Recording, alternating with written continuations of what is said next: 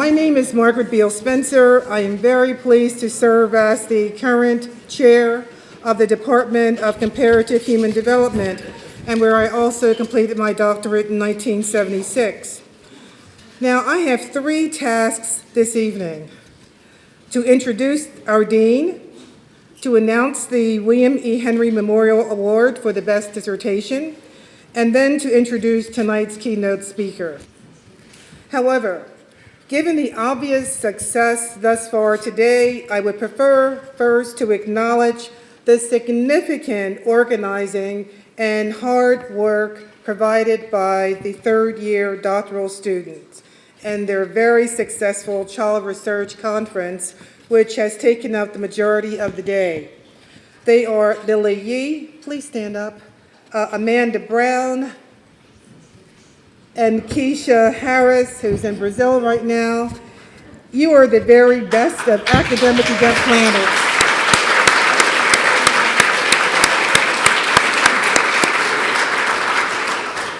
Thank you. Clearly, I'm not the only person who feels that way.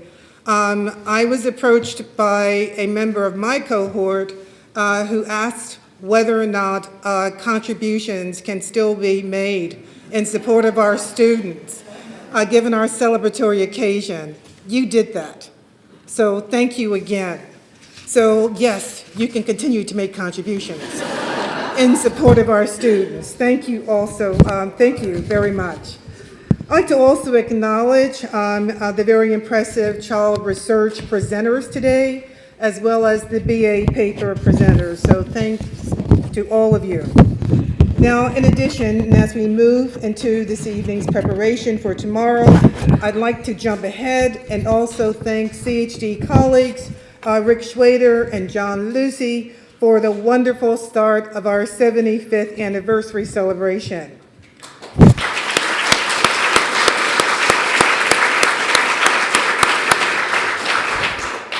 The staff support Spencer Bonadeo, as well as the listed 75th organizing committee members who are listed on the back and who will be acknowledged again later. You've all helped in facilitating what is already a very exciting celebratory occasion. So I'd like to acknowledge all of your hard work to start things off. Okay, now I will go back on script. Thus, I'd like to introduce our social science dean, valued colleague, David Nuremberg, who is the Deborah R. and Edgar D. Janata Professor of Medieval History and Social Thought. As a bit of background, Dean Nuremberg earned his doctorate in history from Princeton and joined the University of Chicago, Chicago's faculty in 2006.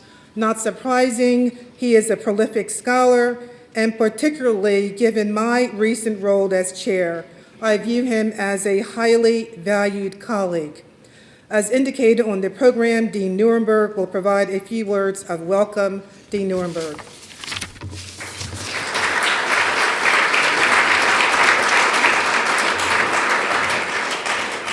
Thank you. It's wonderful to see you here, and I must say, this is a great day, a great celebration of a wonderful department, a humbling department. I think my only qualification for being here is that I come from the other strange child of the Social Sciences Division, the Committee on Social Thought. And I think about the comparison, and I suddenly realize that the Committee on Social Thought is small potatoes next to comparative human development. Because comparative, right there, I remember, I think it was Socrates who said that there are only 2 basic decisions to be made with any question: the choice between similarity and difference. And he said he would follow like a god the person who knew which was the right one for each question. And you are the gods who know. And human is much bigger than the social. And when comparative human development does human, it does it across a spectrum of animality. So we can look at ground squirrels and learn about the human from them. We can look at primates and learn about the human from them. Comparison, similarity, difference across all of the animal and maybe the plant kingdom. Who knows what comes next? And development Well, development is everything. And you know, where my Committee on Social Thought seems sometimes stuck in the pre-industrial world with the Greeks, at best the Germans, I mean the Hegel Germans, not the, like, you guys are asking the basic questions about the transformations that occur as we reorganize our forms of sociability and life. So, for example, whereas in Hegel's day, 3% of the human population lived in cities, today it's 68% and rising, and you care about that, whereas the Committee on Social Thought doesn't. The department of, well, not the department, it is a department, and this is a strange thing about Chicago. Everywhere I go, people say to me, why is it called the Committee on Comparative? Why is it called the Committee on Social? But the then Committee of Comparative Human Development was, as you all know, founded in 1940, bringing together biologists and social scientists, not actually such a strange combination, to study human development throughout the life course and from a variety of perspectives. Physical development, mental, social, and personal development, the social environment as it influences human development, and methods of investigation in human development. And it launched a number of path-breaking studies and approaches to these questions. And one of the things that amazes me about the Committee on Human Development is how it has managed to develop itself since 1940 to the present.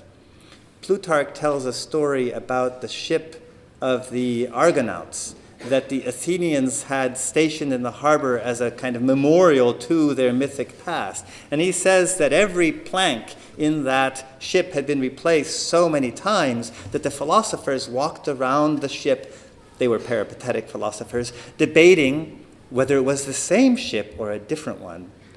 Now, the Committee on Comparative Human Development has reinvented itself time and time again on questions like education and human achievement in its social context, from the early work of founding members Robert Havinghurst and Ralph Tyler to the current work of Susan Golden Meadow, Wang Lei Hong, and Lindsley Richland. Now, I'm not going to mention everyone in the long history of the development or of the committee or everyone necessarily in the present. I'm just trying to give a sense of some of these continuities.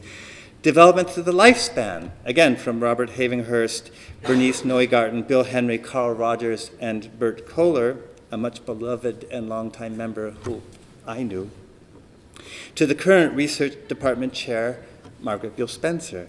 How human development is shaped by its cultural and linguistic context, from Robert Levine, from whom we will soon hear, to Rick Schwader, John Lucy, Jennifer Cole. Human behavior in its evolutionary and biological context, from Daniel Friedman to the current work of Martha McClintock or Dario Mastropieri. And I'd be remiss not to mention Mike Csikszentmihalyi, whose path-breaking work on creativity and happiness was doubtless enabled by the unique culture, happy culture, of the committee and the department. So my point is that the department has managed to do what Lampedusa and Il Gattopardo said we must do. We must change if we want to stay the same. And there is really no higher praise for an institution as innovative, as venerable, and as beloved as this committee. So with that, I welcome back Margaret to commit task number 2 of her list.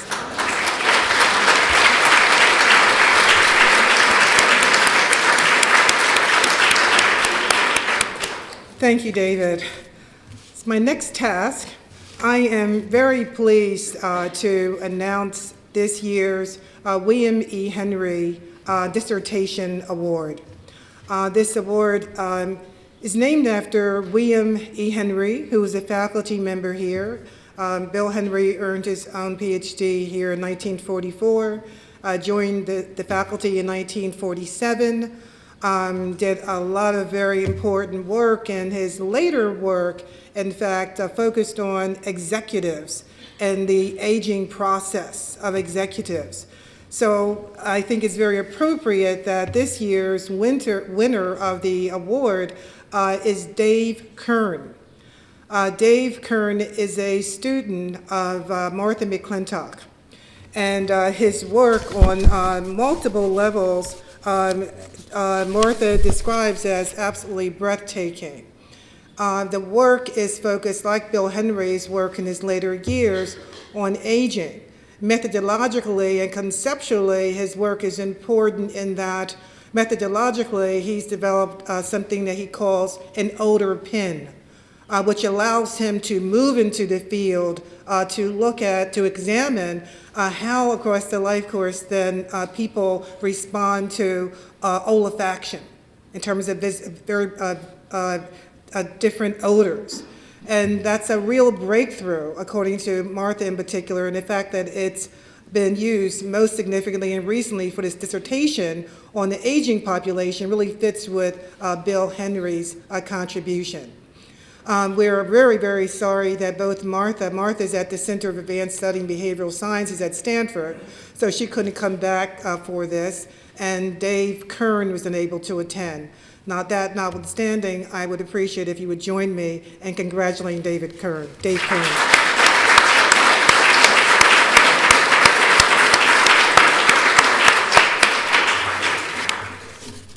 So my third and very, very special task is to introduce our keynote for this evening.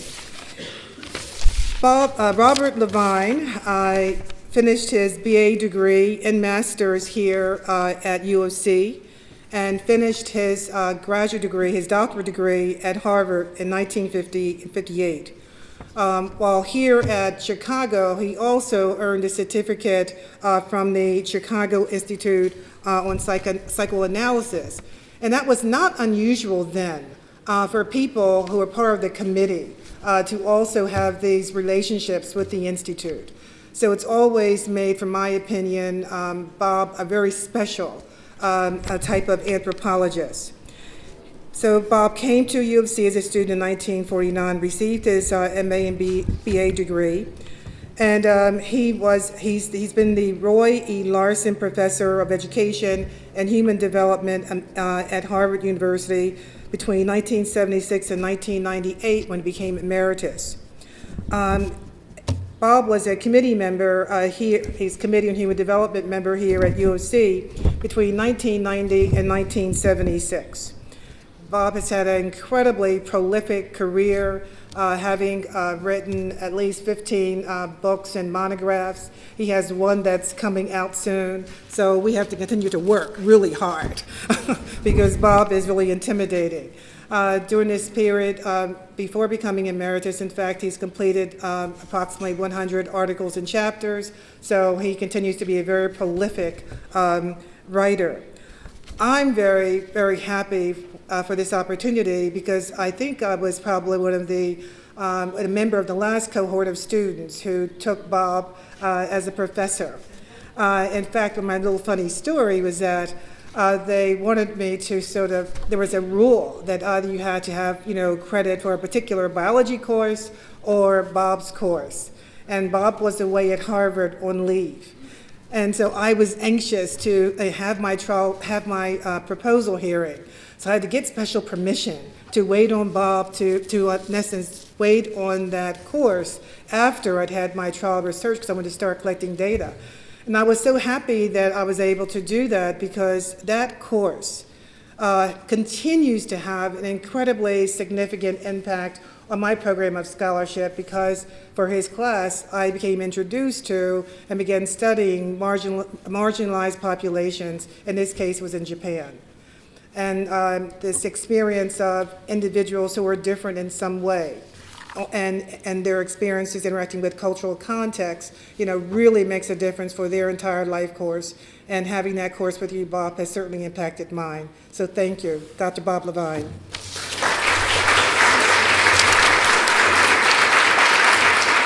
Thank you very much, Margaret. Chicago has always felt like home to me, in spite of the fact that I've been in a lot of other places and have lived here for the last 40 years or so. But I'm so happy to be back and to have a chance to reminisce in this context. Oh, I see Diana and Joe. And so, the reminiscing, I'll try to keep my emotions under control. Well, 50 years ago, literally, I was here, I can't remember which building it was, for the 25th anniversary conference of HD. At that time, I was on the faculty of HD, and as well as anthropology, but I was definitely centered in HD, and I gave a paper at that conference entitled Sex Roles and Economic Change in Sub-Saharan Africa, in which I spun a comparative theory with ethnographic examples and ended with the sentence, "The general validity of this analysis remains to be tested in systematic research." Well, as soon as I finished at the podium, Bruno Bettelheim took me aside and whispered disdainfully, "You must never say that."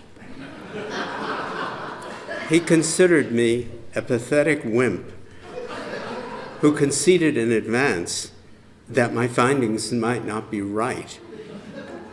But what Bruno didn't understand was that I actually was an arrogant young man displaying my credentials as a cautious scientific researcher. And I only mention that because that kind of disagreement, even about fundamental issues of science, was pretty typical of HD in those days, and it didn't diminish the excitement of our interdisciplinary work, and it might even have increased it.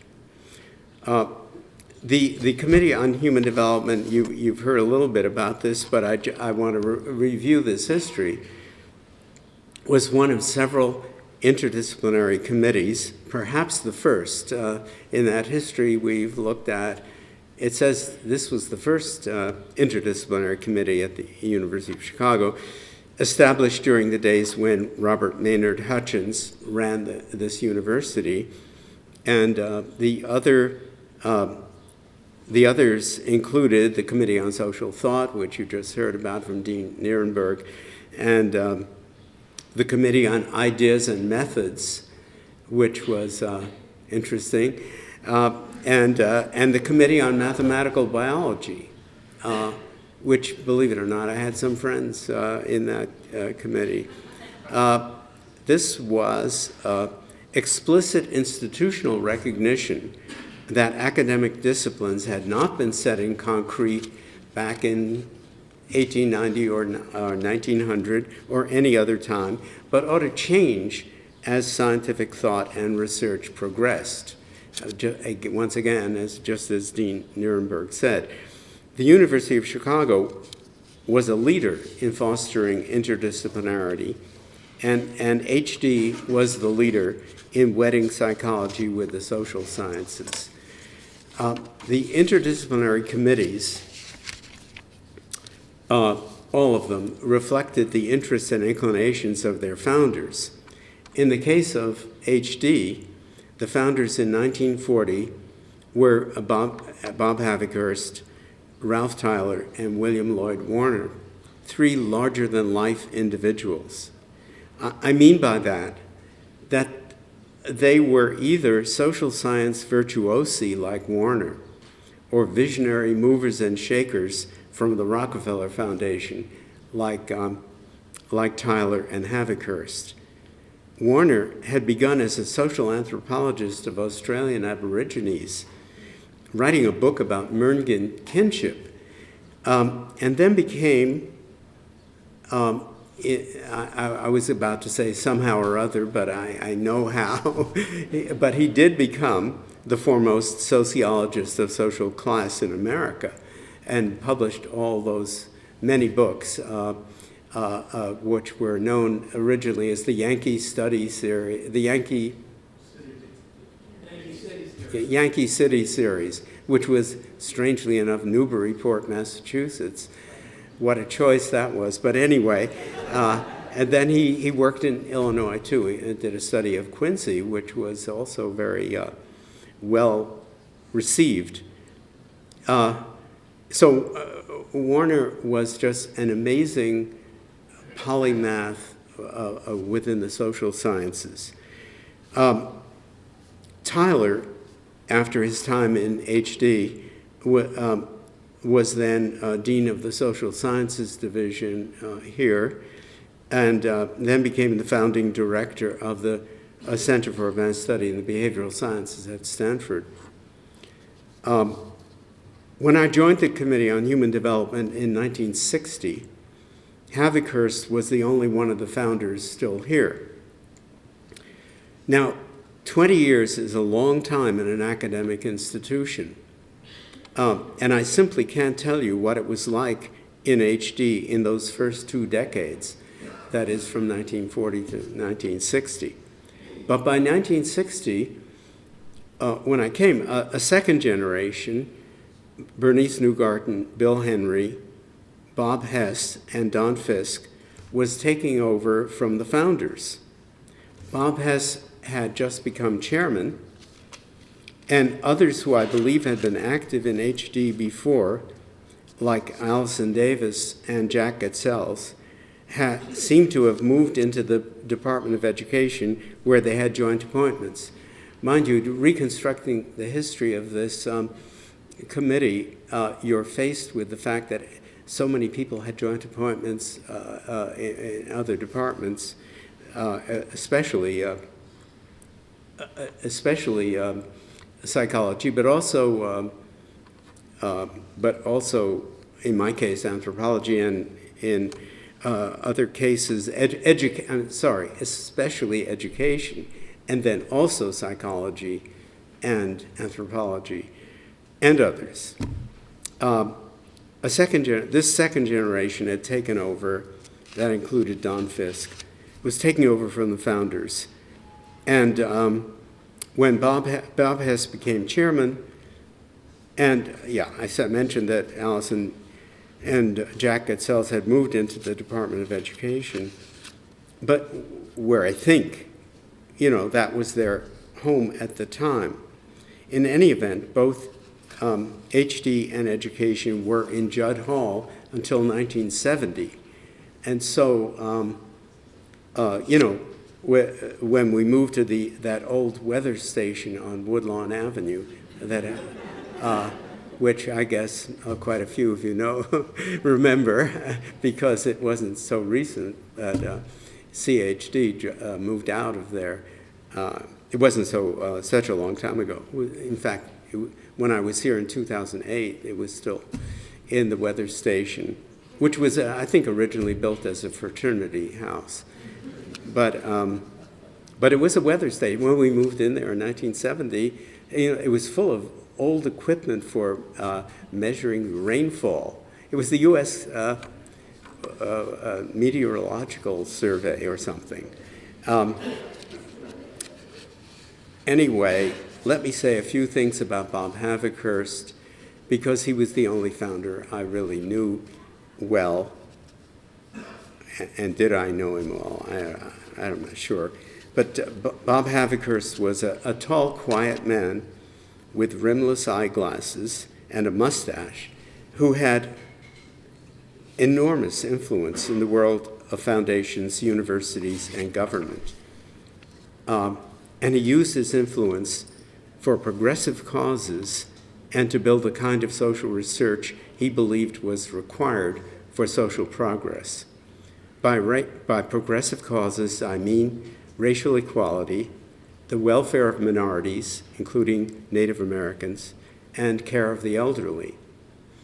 Havikhurst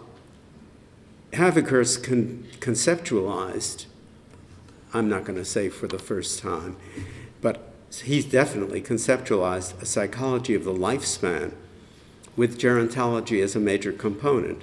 And he and Bernice Newgarten already had a funded gerontology program by the spring of 1960, when I taught a course in it called Adult Roles in Non-Western Family Systems. Now, I didn't know anything about gerontology, but I did.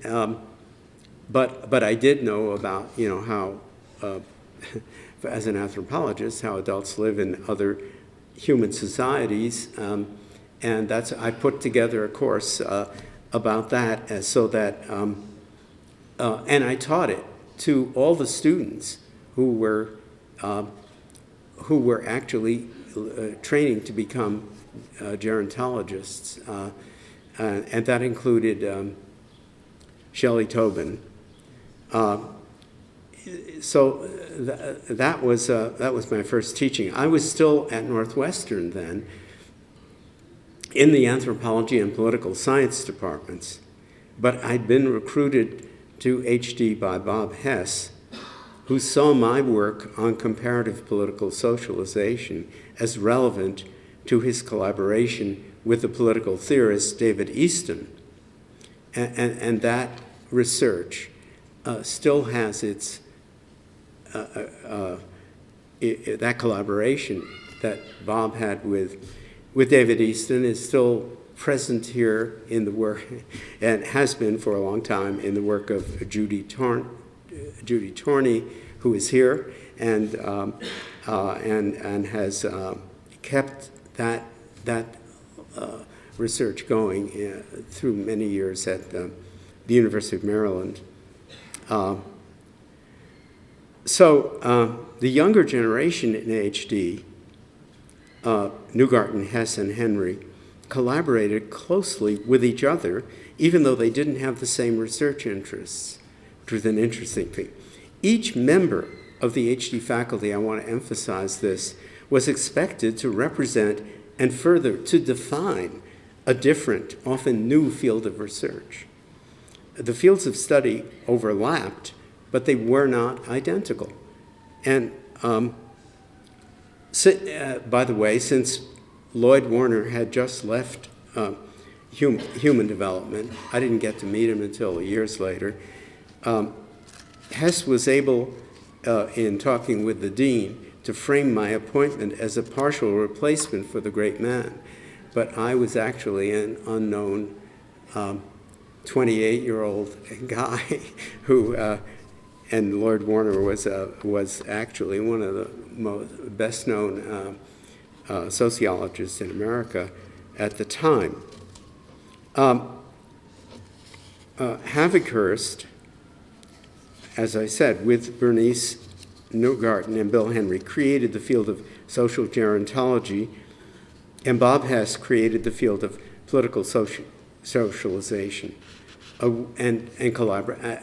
I didn't say it. David Easton was in the political science department, and he collaborated with Bob. One of the earliest professorial appointments in human development in 1942 had been Allison Davis, the African-American anthropologist from Yale, who co-authored the famous monograph, Children of Bondage, a study of adolescence in Natchez, Mississippi, with John Dollard at Yale. David, and when Allison came here, he and Havikhurst conducted research on child rearing in Chicago, very interesting study that I found recently in going through the literature. Though Davis was not active in human development when I was there, he and his wife were my next-door neighbors on 50th Street, so I did get to know them. And if I haven't, no, I haven't said it. At the time of his appointment, Allison was who is said to be the only African-American professor at a major university in the United States. Havikhurst retired in 1965, but he remained, of course, as active as ever in research and public policy circles. One personal memory, in 1968, 1 month after the police action in Grant Park during the Democratic National Convention, a group that I helped start called Citizens for a Free Chicago marched down Michigan Avenue to Grant Park, and Bob Havikhurst was the master of ceremonies for an event that included some 45,000 marchers. I will admit here for the first time that I tried to get Jesse Jackson to do it, but he wasn't feeling well on that occasion, so Bob, as usual, was willing to take over. That remains actually my last memory of Bob Havikhurst. I have many personal memories of people at Human Development, but I'm going to put them aside for the moment, particularly because I couldn't really relate them properly without a good deal of further research. I want instead to make an academic point focused on the question of survival. Why did human development survive into and thrive in the 21st century when the other major interdisciplinary programs of the 20th century disappeared a long time ago? The short answer is that HD has always supported a multiplicity of studies and orientations within its boundaries, rather than trying to integrate its theoretical approaches, research, and teaching around a single framework or vision. And I'll give some examples of that. In 1962, we brought Larry Kohlberg here, and although he had been a student of Helen Koch in the psychology department, those who brought him, including Don Fisk, had nothing in common with his approach to development. They weren't bringing him because he represented the kind of thing they loved, but for some other reason. When he was here, he taught a year-long course called Child Development, which was Piagetian, the Larry Kohlberg, cognitive developmental theories, and Bob Hess and I taught a sequence, but we didn't teach it together. I taught one quarter, and he taught two quarters of the socialization of the child. And it was not only different from Larry's course on child development, it presented a competing position on how to view the child. This was not regarded as a problem, at least among the faculty. The students had to sort it out, yes. But we did, nobody on the faculty thought there was anything peculiar about having two completely, you could even argue, diametrically opposed positions being taught. That's one example. Another example from my time was the advent of Dan Friedman. The advent, yeah. This is the divinity school. Dan Friedman came, and those who invited him to HD, and I don't remember the decision-making process, sorry, did not necessarily agree with his position, but they thought we needed to have a researcher who focused on genetics, evolution, and human biology. And that was just a given. I mean, we all agreed with that. It wasn't, we just needed, that was 1964. Dan and I became friends, and in 1969, I brought him to northern Nigeria to examine newborn infants there. We had students in common, like Jerry Barco, who worked in northern Nigeria. But this did not mean, even then, that we adopted a common position. We didn't. We still had different perspectives. By contrast, the interdisciplinary programs at Yale and then Harvard were victims of their own efforts at integration. The Yale Institute of Human Relations in the 1930s was taken over by the behavior theory doctrines of Clark Hull. At the time, it's so hard to believe, but Hull was considered a genius equivalent to Isaac Newton. Isaac Newton put together terrestrial and celestial mechanics into a single theory of gravitation, and Clark Hull was said to have put together a Pavlovian associative conditioning with Thorndikean reinforcement conditioning into a wonderful thing called behavior theory.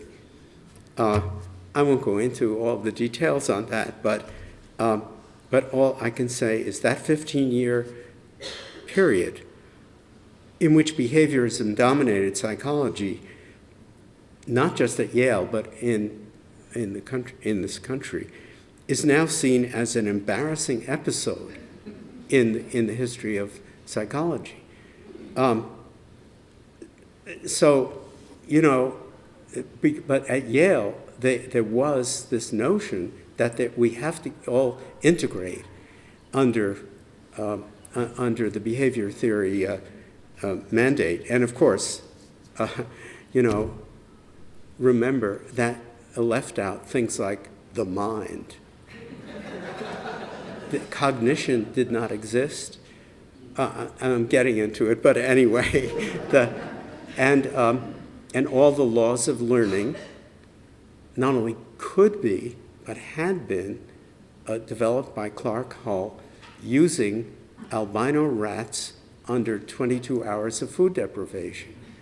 That was the way you got what the human, I can't say mind because they didn't use the word mind.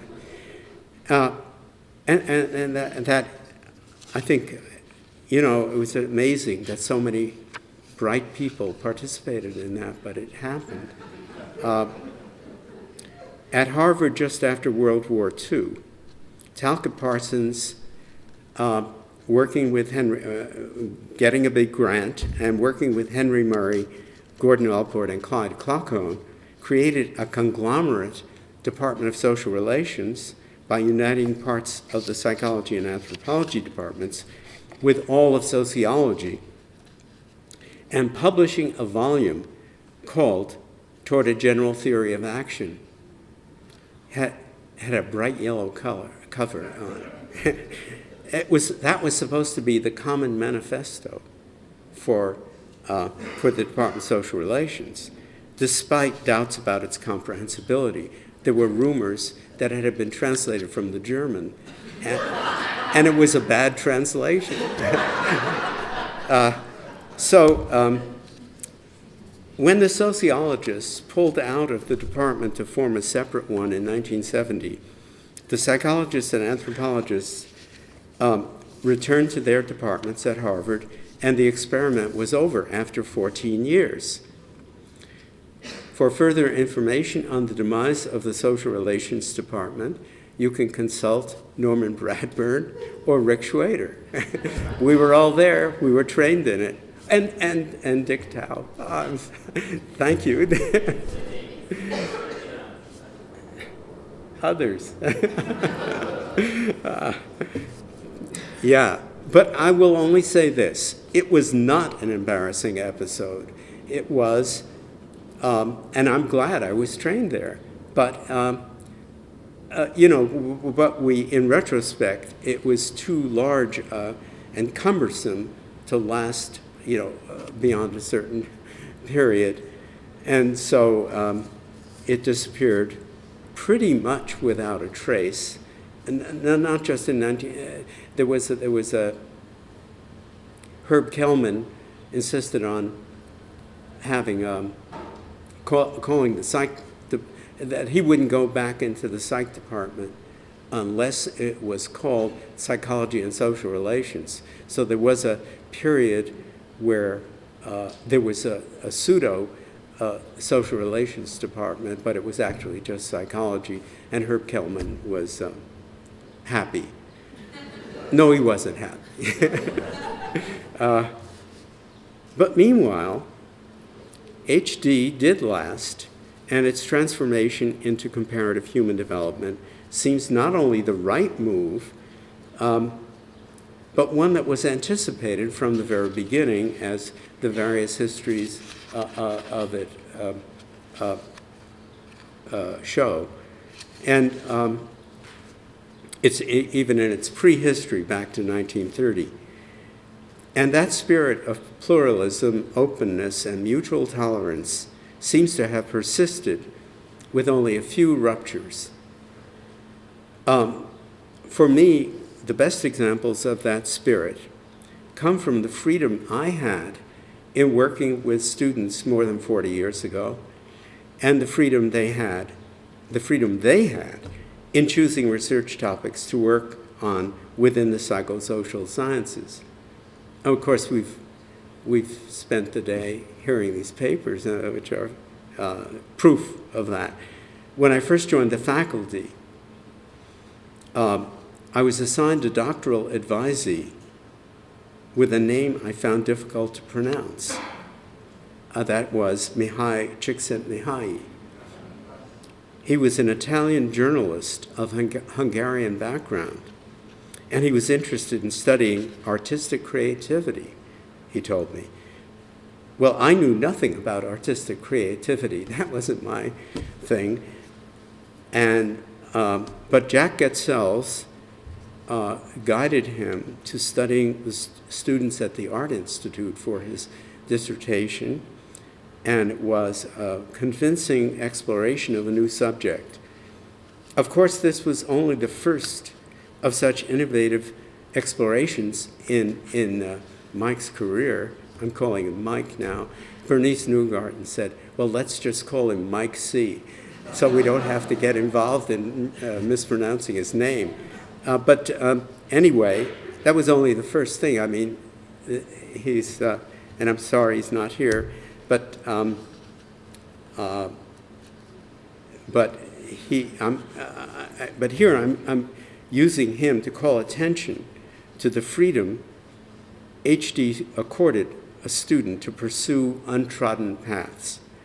And as a new faculty member, I felt completely authorized to continue working with him, though his specialty and mine hardly matched. Another example was Elizabeth Bates, who had run into trouble working with professors in the psychology department. She was in human development, but she was working with someone in the psychology department. They didn't like her approach to language acquisition. And I believe it was Carol Feldman who sent Liz to me, and I eventually agreed to sponsor Liz for an NSF award, which she got, to study the early stages of language acquisition in Italy. The only problem is that I didn't really understand what she was doing. I only sensed I could sense its importance, but I was able to call upon Mike Silverstein from the anthropology department and another linguist who was visiting, whose name I no longer remember, to help me in the process of evaluating and defending her dissertation. It turned out to be worth the effort, as Liz Bates became a leading contributor in the child language field in her many years at San Diego. And she moreover, she turned over to me the video equipment she had used in Italy, which I took to Kenya for our infant study there. How about that for economies? A few years before that, and I'm getting the chronologies all mixed up here, I had a student from Texas, Wendell Wilson, who was here, who discovered that changes in the immigration laws had brought Indians to the north side of Chicago in great numbers. Devon Avenue, running into Skokie, was where they were. So instead of going back to India, where he had had a Fulbright, he could study them right here. And he did. And I learned from him that these people were known in India as patidars. I hadn't heard that, from Gujarat. And only then did I understand why the telephone directory in Nairobi had pages and pages of people named Patel. everybody seems to be named Patel. And what kind of a telephone directory is that? If you can't tell, if everybody has the same last name. Well, anyway, I learned from Wendell, I learned a lot about that. And his dissertation revealed what life was like for them in their early days in Chicago. In my last years here, a U of C medical student named Joe Tobin came over to work with me, interested as he was in cross-cultural research, especially on Japan. And his parents may have been appalled by his decision to pursue a PhD in human development instead of an MD in medicine. But they were quite civil about it, at least to me. He decided to study preschoolers, another subject on which I knew nothing. But his book, Preschool in Three Cultures, and the video disc that went with it, shed new light on that subject. And at one time, watching that CD was required in 3 courses at the Harvard School of Education. And Joe has done follow-ups. He's written a book with another CD on Preschool in Three Cultures Revisited. I could add many other instances, and I'm sorry if, not to do that, but I think these will show the unusual freedom to be innovative in the study of development that doctoral students and their professors here at HD had. And that was a tradition worth preserving. And all I can say is keep up the good work. Thank you.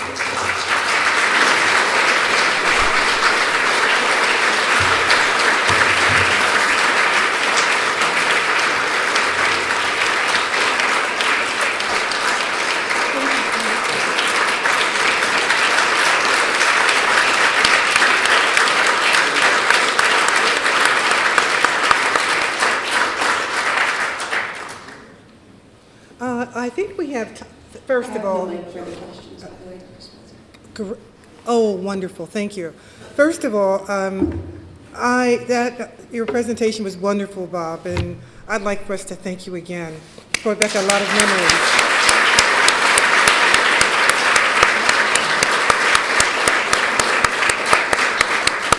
Our student assistants can take around the microphone for those who'd like to make comments or ask questions. I think it's a great idea because I'm not sure about all of you, but this has evoked a lot of memories for me.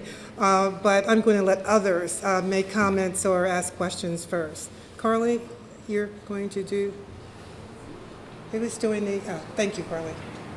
Would you like to sit here? I can bring this down here if you'd like, Bob. You okay? Okay.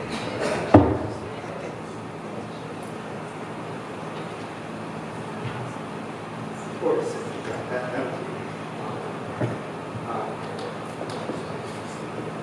Comments or questions for Bob? Raise your hand and provide a microphone. Meanwhile, I'd like to just mention some of my other former students who are here, Diana Slaughter and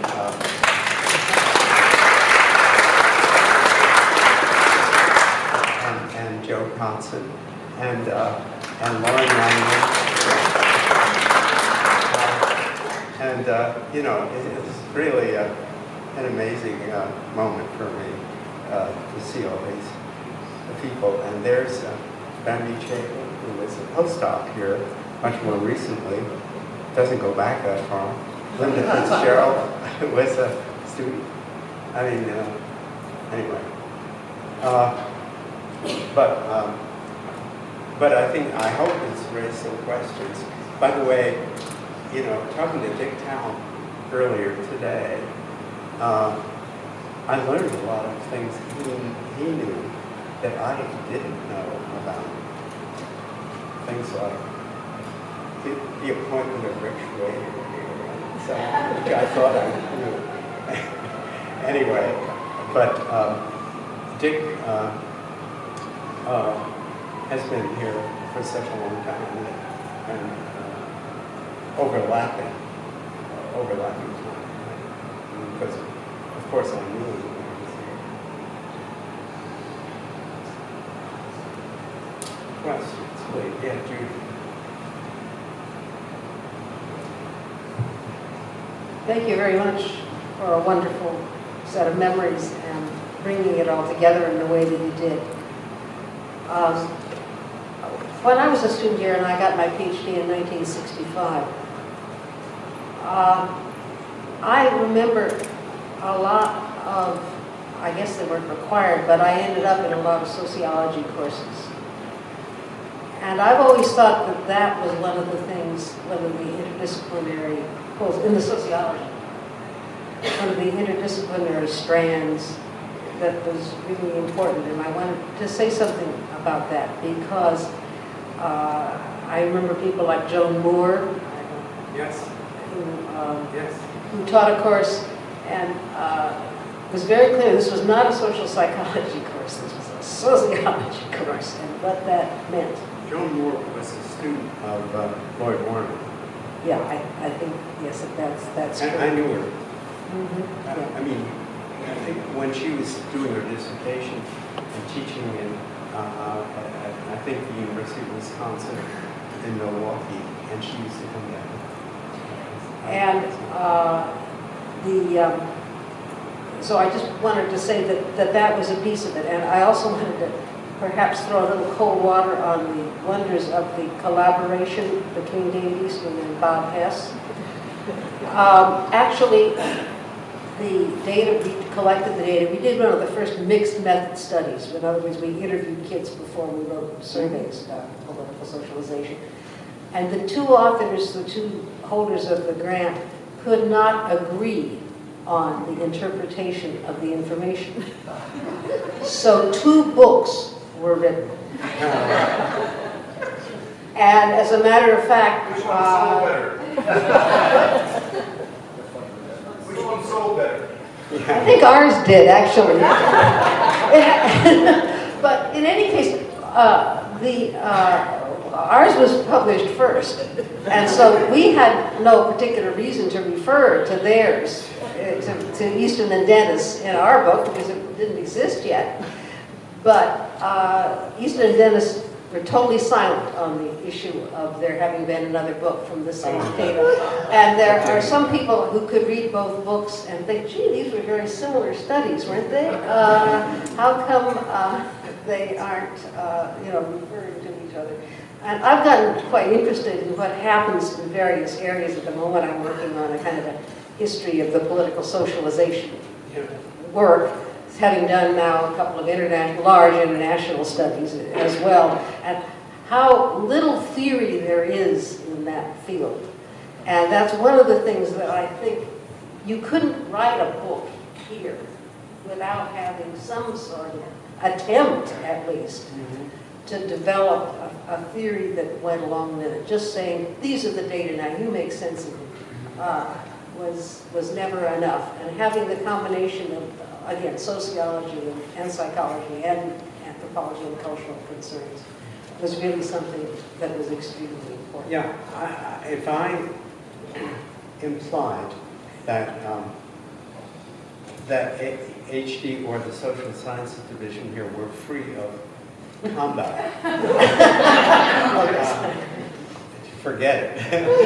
There was plenty of tremendous fighting in the anthropology part.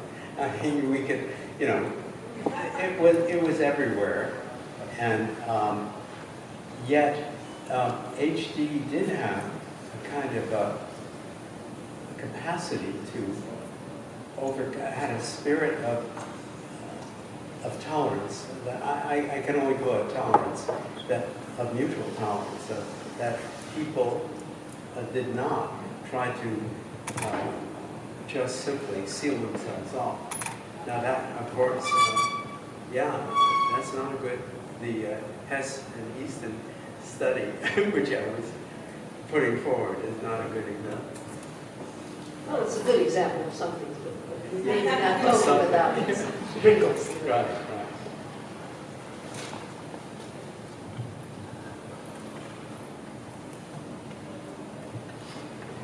Just before I came here, I got an email from one of your former students, Jerry Barco, and he wanted me to tell you just how much you meant to him as a professor and how sorry he was that he couldn't be here this weekend. In your talk, you mentioned a faculty member, Helen Koch, and I am in the field of twin studies, and I know her book very well, Twins and Twin Relations, but I really know nothing about her. I'm wondering if you could talk about her a little bit as a person, if you knew her well. I laid eyes on her. I remember what she looked like, but I didn't know her at all. And so I never took a course with her.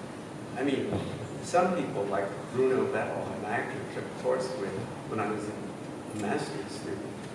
And so I got to know Bruno too well. but whatever. But Helen Koch, I didn't know. But I do remember she looked very austere and like a nun or something. Maybe. I just remember that from those days. But I don't even remember that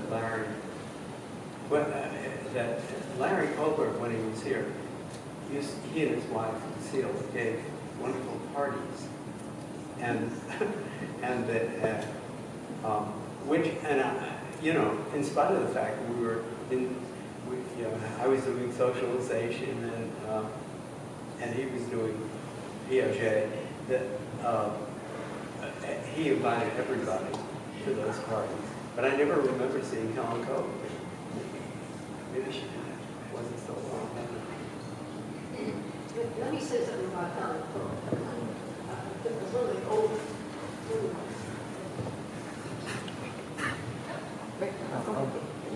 I'm sorry. Could you identify yourself? I'm Judith Torney-Perta. I go by Judith now, so because that is Judy, I know I've Good known at her people for a long time. You're good at people identifying themselves. I started here in this program in 1960, and Helen Koch taught a course in Piaget. And she was a woman of, she dressed, well, you'd see her on the street and you wonder if she was a bag lady, in all possible probability. But she would walk into class, she had her hair in a bunch, gray hair. She'd walk into class and she would lecture about Piaget nonstop for the full time of the class without a note.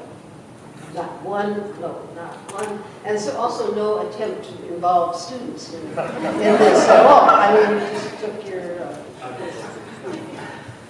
Okay, well, but why did you speak? She also had a house out in Michigan where she sort of retreated from whatever was going on. So she was not literally a nun, but she was sort of all on her own.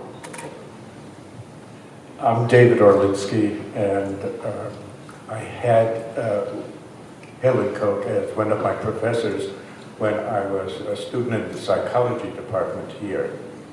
I do not remember her talking about Piaget, but what I do remember is that I got there early to sit as close to her as I could in order to prevent myself from falling asleep, because I think it was undoubtedly the most boring class I've ever had.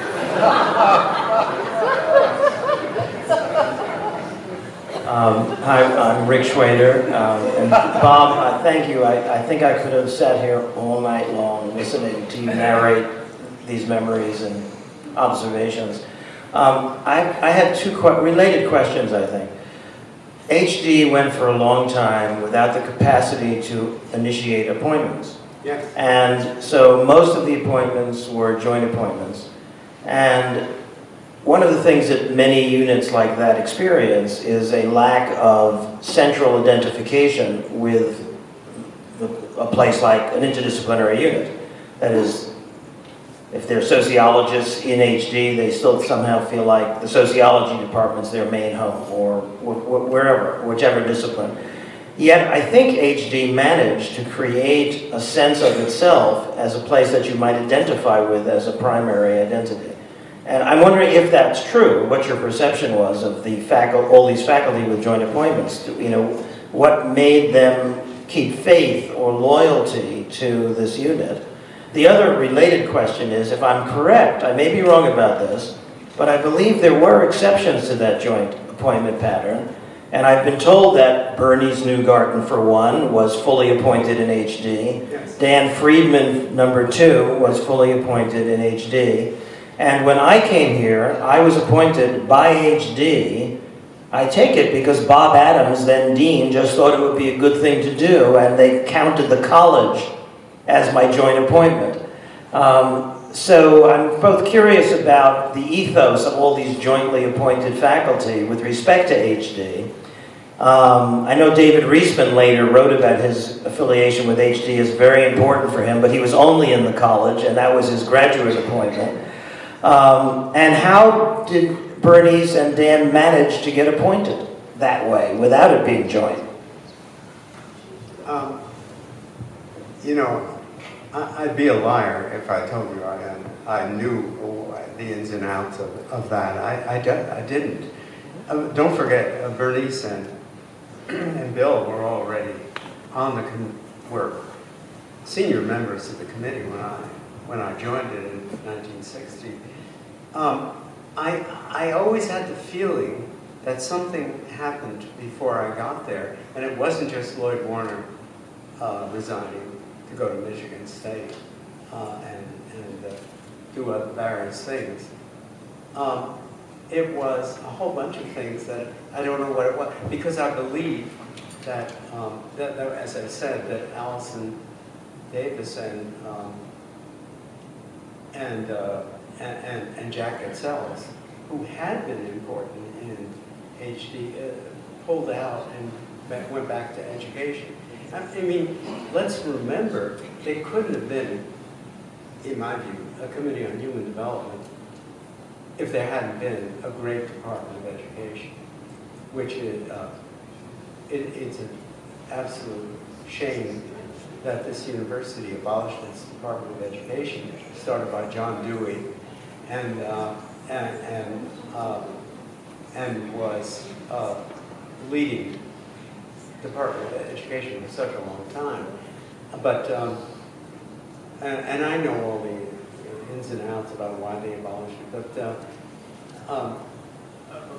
but I still think it was a nasty thing. And, but that's not the point. The point is that I had the feeling when I arrived in 1960 that a lot of things had been different before I got there. I mean, not that I changed them, but that with Bob as the new chairman, and he was very young, really, at the time, I think. It was a really different than I understood it had been before. So what had it been before? I can't tell. But Dick. I just wanted to add a little footnote that human action. I'm sorry, I'm Richard Towle. I'm Richard Towle. Human action is important in this story, and that in the story of why we've continued. And I do say that in 1999, when HD came out of psychology, that Rick and John and Bert and Susan were very tough, determined people. There were lots of people, including some deans, who thought we shouldn't exist, and that they really fought to make things happen. So that was a small, devoted band, which could have ended HD. I mean, HD could have ended just. There was that intermediate period when they dealt with, okay, it occurred, Could you hold the mic closer? sorry, there was an intermediate period when, if you remember, no, maybe you weren't, I can't remember, we brought a committee that I think Norman Bradburn was on. There was a feeling that the psych department was inadequate. Let's put it that way. And so we brought Brewster Smith to Chicago to chair something that was to be in place of a psych department. But it included human development, because of course, Brewster, was our kind of guy, in the sense of an interdisciplinary psychology. He wasn't from Harvard, but he was a really fine person, and I think that a number of people started working with him. But then he gave up and went back to Santa Cruz. Norman, you must forgive me. Norman Bradburn. Yeah, Norman Bradburn. I was going to tell this story tomorrow, but if you want it now, I mean, a short version anyway. I chaired the committee that, what happened is in 1972, I believe it was, 73 maybe, the then provost, John Wilson, called me and said that the senior people in the psychology department have come to me and said, we cannot decide on a chair. This is after Brewster left. And I think bringing Brewster in was the attempt before that to solve the insoluble problems. So he asked me if I would chair a committee to reorganize psychology in the university, because he said there were something like 55 psychologists in the university spread over a large number of departments. And he said every time I turn around, somebody's proposing to hire another psychologist, and we just can't have it that way. So I chaired a committee to reorganize it. And interestingly, and I'll expand on this tomorrow, I used human development as the model, and with some advice actually from Don Campbell, who had been here years before. But so the new department, which was called Behavioral Sciences, was a federation meant to be anyway, a federation of committees like the Committee on Human Development. The only one that was at all successful, even in the short term, was the Committee on Cognition and Language, where Michael Silverstein went. We brought people from linguistics, cognitive psychology, anthropology, and so on. That was the only one that really got similar in some sense to that. The biopsychology one, which spanned to some extent, because they had some joint appointments in the Biological Sciences Division and so forth. And then there was a small methodology that Don Fisk essentially wanted. But the idea, which I got from Don Campbell, was that they should be about 7 to 10 people that could agree on a curriculum and could agree in general sense of what they wanted to teach. And then they could become be admitted as a committee. So when this department started, I was the only member of the department. And then the committees on defining what they wanted to do essentially could become, well, Committee on Human Development was already there, so it became the first member, and then these others took some time to organize. I think what Richard Town was talking about, I mean, I later on got, retired and did other things, but when psychology began to, many of these committees didn't take hold the way human development had. So at some point, the notion of psychology, again, as a department, rather than the Department of Behavioral Sciences, began to emerge. And then it made sense for human development to become a separate department. because that was the only unit in behavioral sciences that had a history and a kind of interdisciplinary integrity that the others never able. So now the psychology department, I think, is more like most psychology departments have emerged today. Although they, maybe psychology departments in general are not as fractious as they used to be, but in the one here is not unlike the ones in many other universities. Very divided in terms of methodology, interest, and various things like that. You want to hear about anthropology? You know. But anyway, that's the short story about it. Yeah, that's fair. And yeah, so in a way, human development almost, well, it never was threatened exactly, but it was superimposed or whatever. I mean, it was supposed to be integrated into behavior. Yeah, I tried to use it as a model, but it didn't.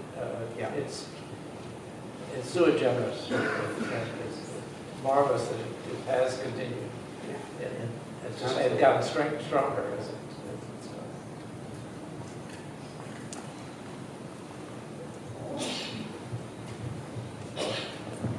I'm Bambi Chaikin, and I was here as a postdoc. I left about 10 years ago. And Bob, I really appreciate you talking about, I think, this thing that's perplexing, which is why do these amazing confluences of people that are doing really amazing work in different places at different times sort of fizzle out, and it seems like, oh, we all missed out on this thing that happened. And this story of coming to some too tight an agreement, too uniform an answer to the question that you set out to answer, and then that sort of is a death, right? Because it's an answer. And that HD has had tolerance and an encouragement of a diversity of approaches and opinions, even when there was conflict. But I wonder if this story of parallel play that you sort of tell did produce agreements and then moved on to new disagreements that you could speak of. Sort of what's the productiveness of, other than maintaining an institution, what's the productiveness of having these diverse perspectives that are often in conflict?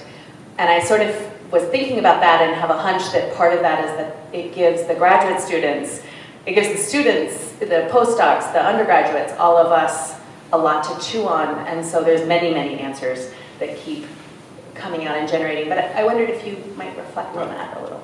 Yes, the history of psychology in the 20th century.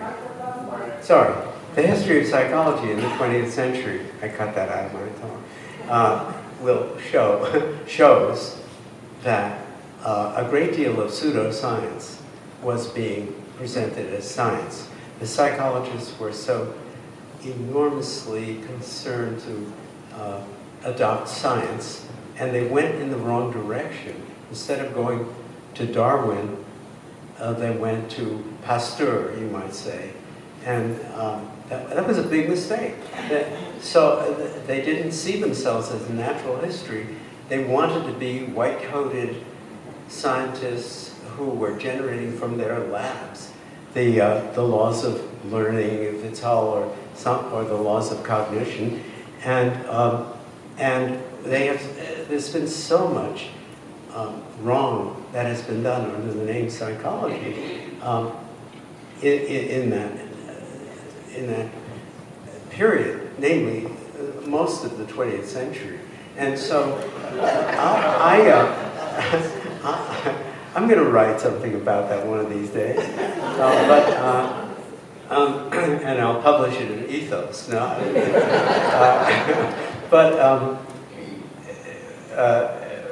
but that's what I feel. I think that it's that the strength of human development turned out to be, strangely, a reflection of what other psychology people might have thought as a weakness, that they didn't have a single program. But since we have had so many failed programs within the field of psychology over the last century, and some successful. I'm not saying there were no successful programs, but it's a very mixed bag, and human development didn't try to get people to focus on to salute to a single flag, and that was brilliant, even if it wasn't somebody's notion to begin with. Although I think it was Havikhurst's idea. I mean, I think Bob Havikhurst definitely did believe that. And everybody in human development believed it too, but it turned out to be I think a winning thing, because the field of psychology is still finding itself, and the premature claims and so on are now, as I said, embarrassing episodes in the field. There was something else, but that's my view of why human development did succeed and continue. I mean, it's not. I'm not claiming that human development has the truth, has God's truth, as it said. On the contrary, they retreat from the idea that there is a single truth, and so the notion of the social and the psychological are multifaceted things that need different approaches. Not a single approach. What a great idea.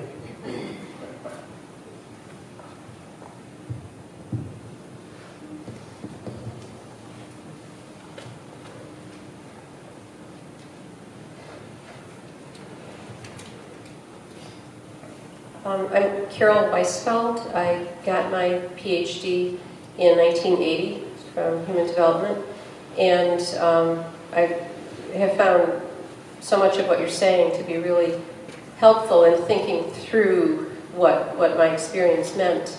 So I appreciate that. But when I first came to HD, I remember taking classes from Bert Kohler, Bernice Newgarden,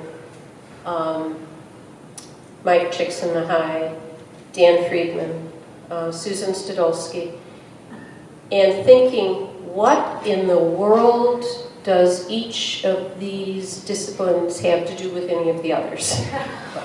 And I remember being just sort of flabbergasted by the range of topics that I was being introduced to.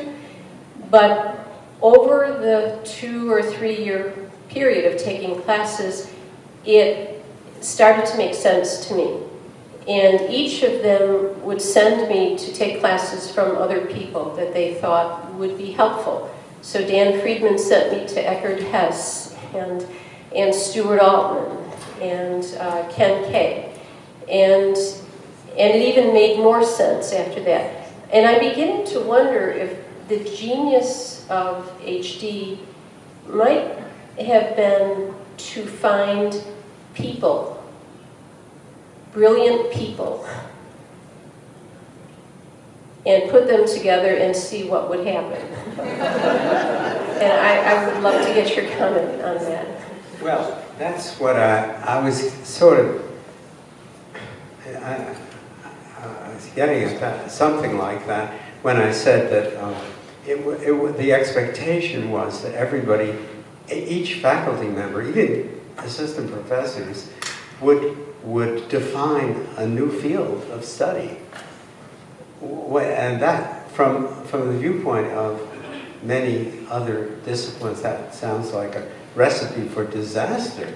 You want your junior faculty to develop a whole new field of study that might be irrelevant or whatever. And there wasn't a sense that it would be irrelevant. There was a sense that, that these were good people. I'm not going to say brilliant, but anyway, but that these were really good people who had ideas that needed to be translated into research, and they were going to do it. And yeah, it sounds crazy, and it was very good. And so I don't know, but you know, some of the things you said sound to me like you were here later than some of the people you. Oh, because when Mike Csikszentmihalyi came back on the faculty here, when was that?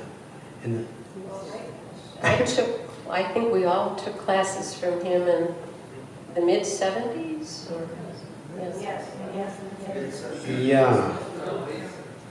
I guess that would have been just after I left. Yes, unfortunately, you had left by that point. We Yeah, but I didn't get that. I was deeply involved with the movement to bring him back. And that's from Lake Forest College, where he was teaching.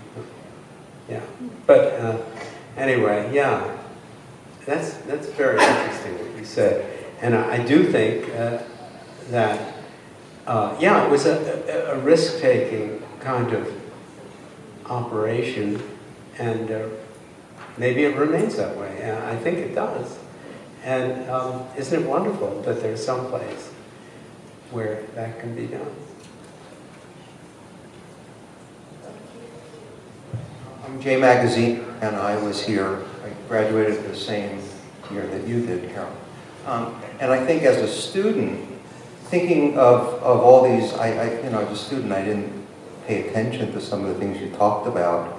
That just wasn't what I was trying to just figure out how I was going to finish and leave here eventually with a degree and a job, as opposed to leaving without a degree and maybe a job. Most people didn't care. Things like that. Well, I didn't care about it until my mother finally said, well, how are you going to support yourself?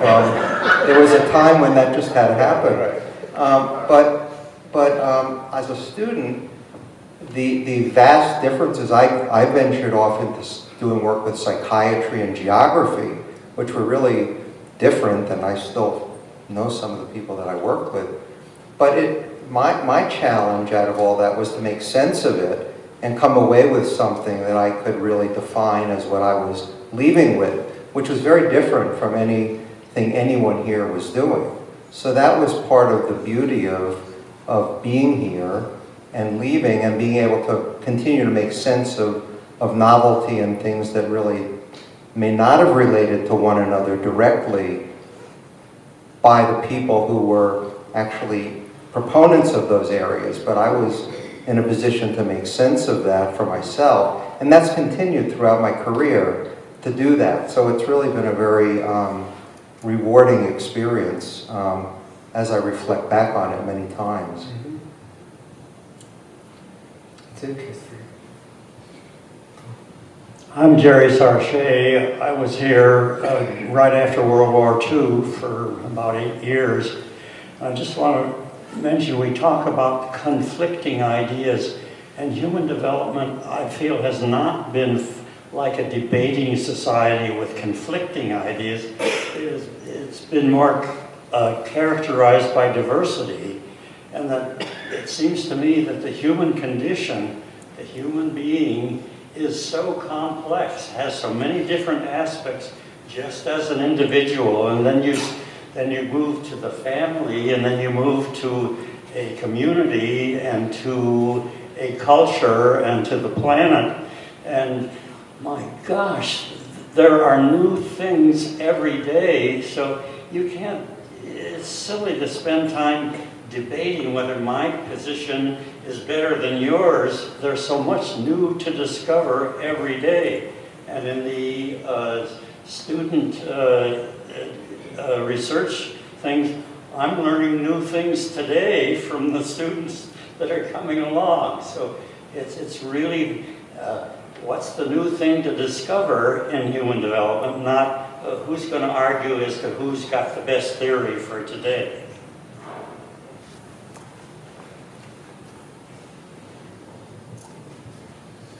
Thank you, Carly. Margaret Beal Spencer. I just want to follow up both on Carol's comment, especially Carol's comment concerning the various classes that one took and the impact of those classes. And I would agree it was an experience for me from 71 through 76 of having all of these sort of, parallel, but very sort of strongly held perspectives. And so it, for me, it was a matter of, being so respectful of who was delivering these ideas that I did not always agree with. I mean, for example, I was very happy to have waited to take your class, Bob, because from day one, Dan Friedman and I fundamentally disagreed. He was one of the individuals that I interviewed with when I applied to the program, and we started there arguing, and I never knew that Dan Friedman always got the last word. And because I came here very excited about a master's thesis, no, he did not get the last word. So what he said, not holding a grudge, he said, well, we're not finished with this conversation. If you come back, we can talk some more. Of course, I waited until I was accepted, then we continued these debates. But because they were strongly held ideas, and you were so respectful of the individual, so in this case, I would take his classes for an audit, because I did not want to have him judge my interpretation of what I was learning, but I wanted to know what he knew. And my point is that, given the work on children I did with Diane, what I did with Sadolsky, and, Mike C. and other people, it was like there were these bodies of knowledge that you were acquiring. And for me, it was when you were out in the field collecting data, then all these perspectives came alive. And I can tell you that the clarity of my dissertation became clear with all these points of view aiding that clarification when I was actually out in the field. But, even in terms of, Bernice's, Newgarden's work at that time was on aging. But thinking about the aging process, say, in the context of a teaching environment of teachers having a recursive impact on how kids, in the case that I was working on, understood, race and color, etc. I mean, it all literally came alive for me. But these were, for me, as a student, these were absolute giants that I respected so much, and therefore, those bodies of knowledge I totally internalized and were very helpful to me, as a little aside and something very funny. So much so that when I finished my degree, my first job was at Emory University. In my first year, Bernie Spivak called me and said, Mrs. Newgarden is coming to Atlanta, and she wants you to go to lunch with her. And I said, oh my God, she's come to take my degree. So yes, they were not just these incredible bodies of knowledge, but they were communicated from individuals who really were excited about the ideas. Therefore, you couldn't help but get excited about them as well, and also a bit fearful. Thank you.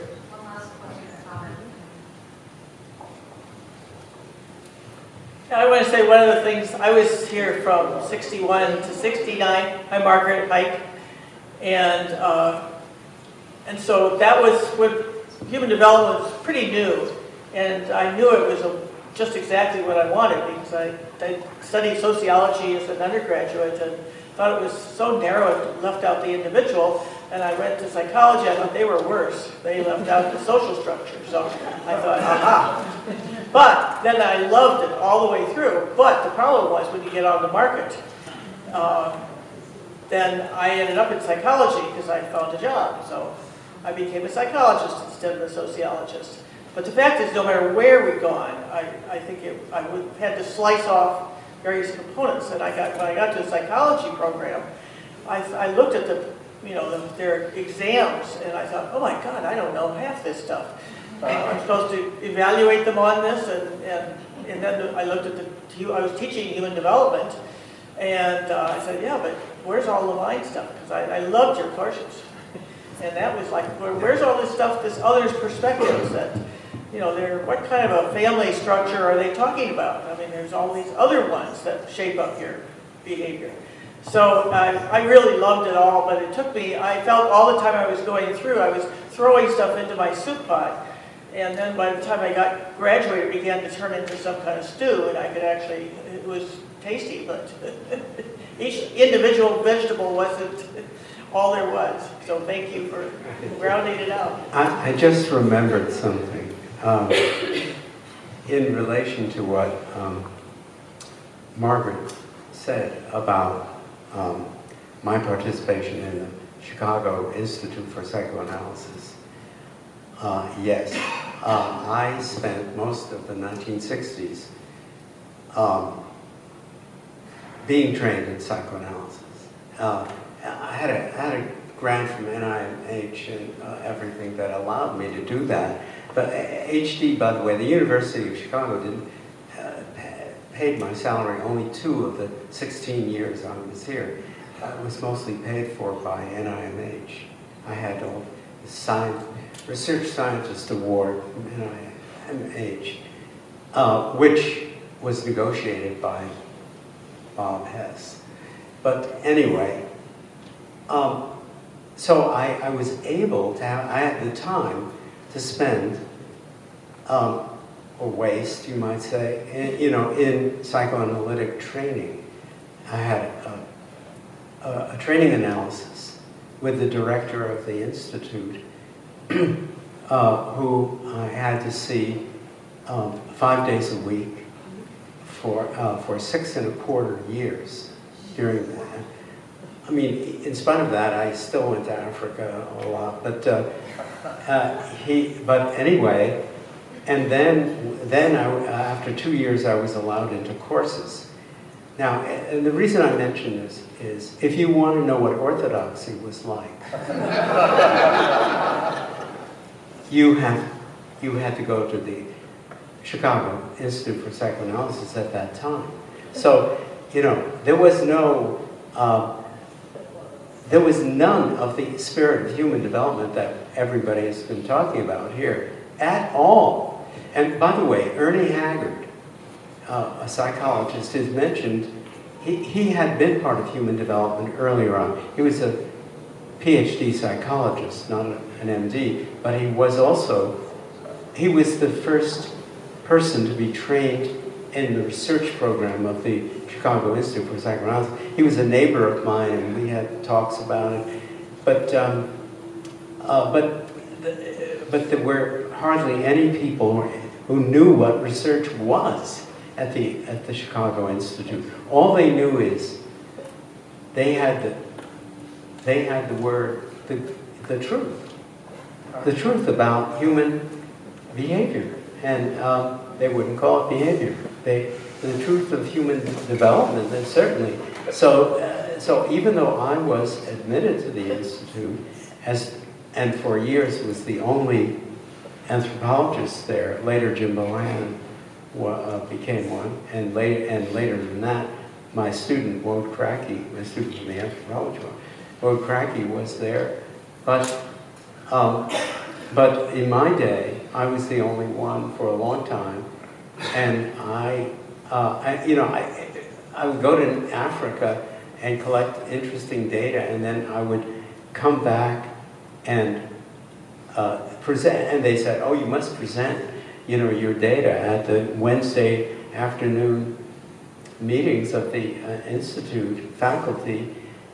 And I knew what would happen every single time. Everybody knew better than I. They told me what was really going on with the people in Africa that I've been working with. So, this is what the other side of the coin is from human development. And I was experiencing it at the very same time that I was in human development.